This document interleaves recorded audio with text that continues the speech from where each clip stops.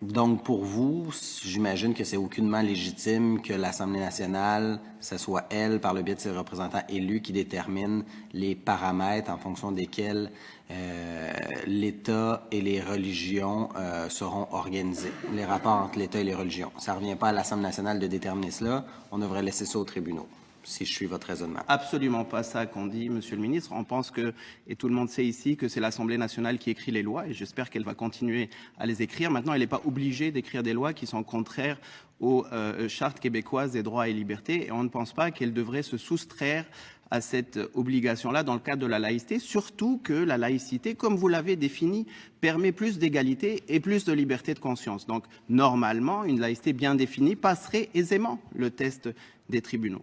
Maintenant, par ailleurs, la démocratie, d'ailleurs, nous avons entendu plusieurs fois, on vous a entendu parler justement du droit de la majorité de décider ce qu'elle veut dans ses lois, mais la démocratie, c'est, en tout respect, Monsieur le Ministre, c'est plus compliqué que ça. Il y a la question, effectivement, et on espère que la majorité décide, mais il y a la question de pouvoir et d'équilibre de pouvoir. Je veux dire, c'est aussi vieux que les différents textes fondateurs qu'on a qui touchent à la démocratie. On pourrait revenir jusqu'à 300 ans en arrière, les textes de Montesquieu dans la question, le livre L'esprit des lois de Montesquieu, qui dit que pour qu'on ne puisse pas abuser du pouvoir, il faut que par la disposition des choses, le pouvoir arrête le pouvoir. Par la disposition des choses, le pouvoir arrête le pouvoir. Et ici au Québec, Monsieur le Ministre, la disposition des choses, c'est la Charte des droits et libertés québécoises.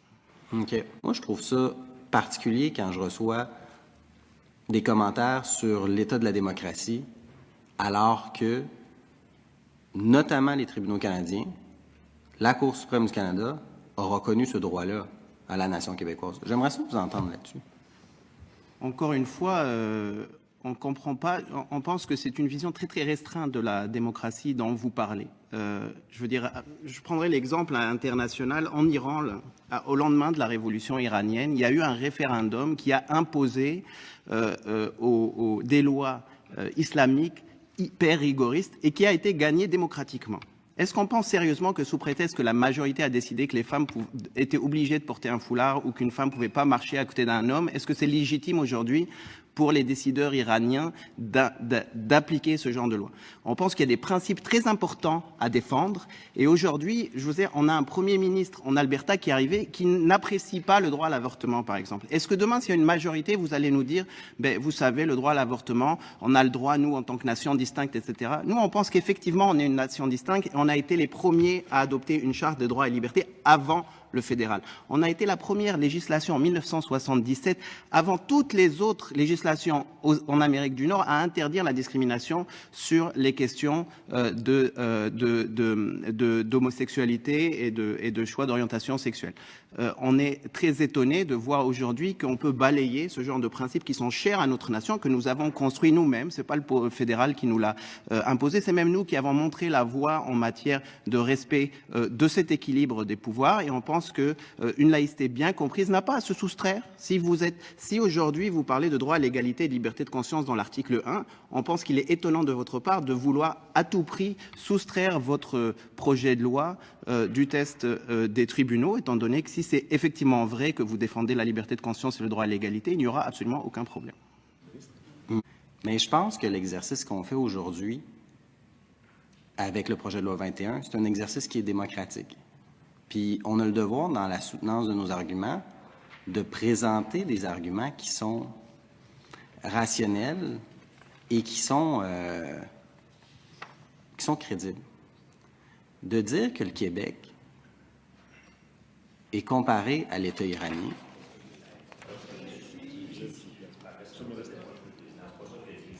écoutez, Monsieur le ministre. Merci. Moi, je pense là qu'il y a certaines limites. Puis ce genre de propos-là, moi, je trouve que ça n'a pas sa place. Puis le député de La Fontaine, il peut bien s'exprimer comme il veut. Mais chose certaine, le gouvernement du Québec va s'assurer de faire en sorte que la laïcité de l'État va aller de l'avant, dans le respect des droits et libertés des individus, mais c'est légitime pour la nation québécoise, pour certaines fonctions très précises, en lien avec des positions d'autorité, des figures d'autorité, que durant la prestation de travail, les gens ne portent pas de signes religieux. On n'aura pas d'autres questions, Monsieur le Président. Monsieur Boisier, oui. Merci, Monsieur le Ministre. Je trouve très étonnant que vous pensiez que je pense que l'Iran et le Québec, c'est la même chose. Ce que je vous expliquais, c'est les limites de votre raisonnement quand vous vous limitez à dire que la majorité a le droit de faire à peu près ce qu'elle veut une fois qu'elle a plus que 51% des députés à l'Assemblée nationale. Et on espère qu'on continue au Québec, effectivement, d'avoir un certain équilibre entre les pouvoirs législatifs, exécutifs et le pouvoir de la justice, évidemment. Deuxième point, évidemment, je suis aujourd'hui représentant de la société civile et vous êtes même aujourd'hui le ministre de tous les Québécois et non pas juste un représentant de la CAQ. Et effectivement, on respecte le processus démocratique qu'on vit actuellement. Vous avez répété actuellement que vous respectez les droits fondamentaux à travers ce projet. Écoutez, mettez votre loi devant le test des tribunaux si vous croyez réellement ce que vous êtes en train de dire. Deuxièmement, je pense qu'on a un droit collectif chez nous au Québec de pouvoir confronter les projets de loi au test des tribunaux. On a un droit collectif aujourd'hui au Québec de ne pas être discriminé sur la base de notre orientation sexuelle, de notre sexe, de notre couleur de peau ou de notre religion. On a un droit collectif aujourd'hui au Québec de vivre dans une démocratie qui respecte cet équilibre de pouvoir et malheureusement ce droit collectif-là, cette vision démocratique de la nation québécoise, on ne la retrouve pas dans ce projet de loi. Merci. Madame la députée de Marguerite Bourgeois, s'il vous plaît.